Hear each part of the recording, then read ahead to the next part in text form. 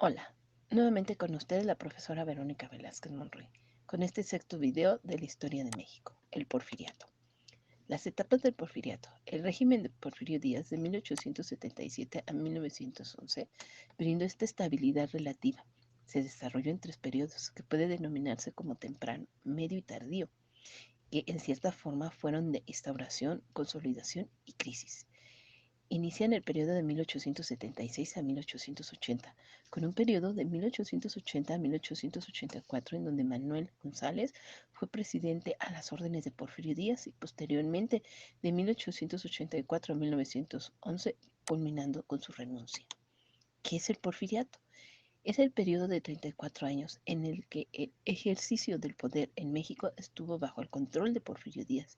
Este periodo comprende de 1876 al término del gobierno de Sebastián Lerdo de Tejada a mayo de 1911, cuando Díaz renunció a la presidencia por la revolución. Se caracterizó por ser un periodo histórico, dominado por una sola figura, Porfirio Díaz, siendo reelegido en diversas ocasiones y también ejerciendo el poder mediante otros personajes como Manuel González y otros, así como fortaleciendo el poder ejecutivo. ¿Qué es lo más importante del porfiriato? Durante su presencia, Díaz y sus consejeros transformaron México con la construcción de ferrocarriles, escuelas y crearon una base de infraestructuras para el país. Desarrollaron los principios de una industria petrolera y persuadieron al capital extranjero para intervenir en minas y factorías. El general Porfirio Díaz logró el control del ejército con la eliminación y la separación de los caudillos y la exclusión de los grandes mandos, para lo cual dividió el territorio nacional en 12 zonas militares y estas a su vez en jefaturas de armas, cuyo número era superior a 30.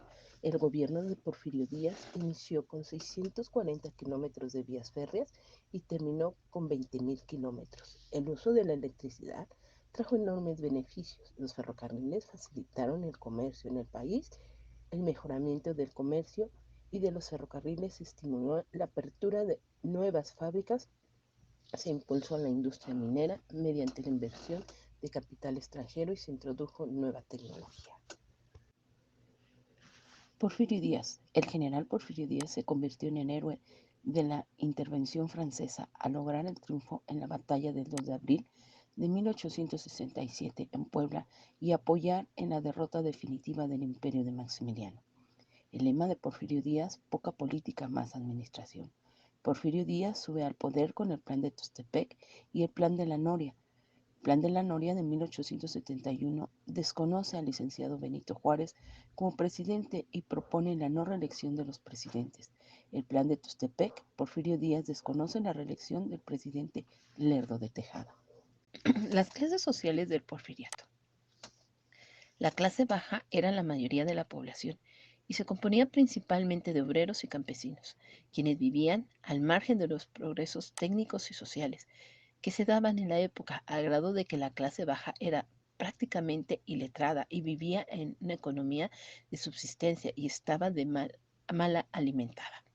La clase media, el porfiriato propició la formación de la clase media, el crecimiento de la minería, industria, impulsaron la demanda de trabajadores especializados, profesionistas y técnicos, lo cual absorbió un gran número de empleados públicos y de administradores y maestros de escuela.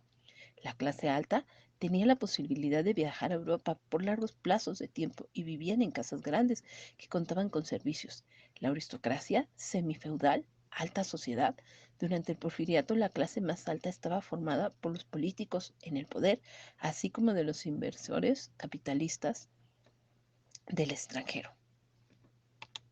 ¿Cómo era la vida de las mujeres e indígenas en el porfiriato? Hacia 1890, con las apariciones de las nuevas instalaciones fabriles y un sector de servicios creciente, las mujeres iniciaron su integración a oficios y trabajos asalariados. Así fueron dejando de limitarse a ser artesanos, vendedoras o sirvientas.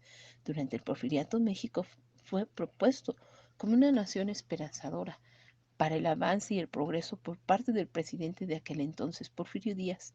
En este tiempo, los indígenas fueron desplazados de sus tierras tras la apropiación de luego de la reforma a la ley agraria. ¿A qué se le llamó el positivismo en el Porfiriato? El positivismo es una ideología conservadora que tiene como fin el establecimiento de un orden en la sociedad.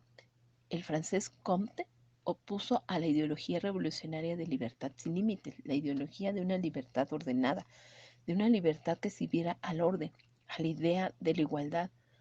Opuso la idea de jerarquía social.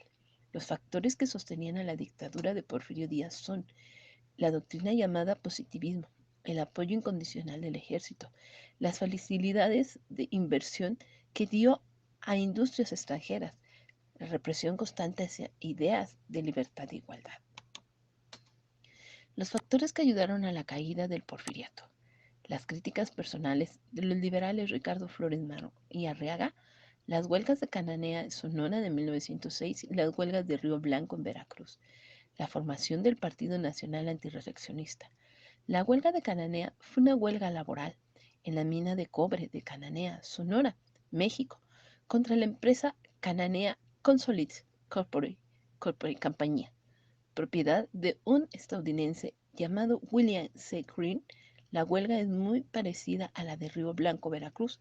La huelga obrera textil de Río Blanco en estados de Veracruz comenzó el 7 de enero de 1907, cuando miles de obreros se levantaron en contra de las decisiones que había tomado el gobierno del presidente Díaz, quien tras recibir las demandas de varias industrias se pronunció a favor de los patrones, provocando que este día los obreros se unieran en huelga para exigir mejores condiciones laborales y salariales. Este hecho resultó de relevancia, ya que los trabajadores fueron duramente reprimidos, lo que trajo consigo detenciones y asesinatos de los líderes del movimiento, sumándose así a los factores que propiciaron el estallido del movimiento revolucionario de 1910. ¿Cómo concluye el porfiriato? Entre el 8 y 9 de mayo de 1911, los revolucionarios tomaron la ciudad de Juárez para que el 21 de mayo se firmaran los tratados de Ciudad Juárez, en el que Porfirio Díaz se comprometía a renunciar al cargo. Finalmente se originó la transición del poder, que fue motivada mediante el levantamiento de la lucha armada, suceso que dieron origen al siguiente proceso histórico conocido como la Revolución Mexicana. Después de diversos hechos de armas, Porfirio Díaz se vio obligado a renunciar el 26 de mayo de 1911. Salió del puerto de Veracruz con rumbo a Francia para exiliarse. El 2 de julio de 1915 murió en la ciudad de París, Francia, en donde actualmente descansan sus restos.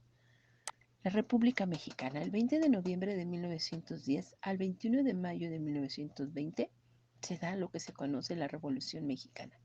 El 25 de mayo de 1911 se da la caída de Porfirio Díaz. La forma de gobierno era República Constitucionalista Presidencial Federal bajo una dictadura militar desde 1876 hasta 1911. La República Constitucional Presidencial Federal de 1880 a 1884. Ahora que ya has visto el video, te recomendamos hagas una infografía para recordar los puntos más importantes.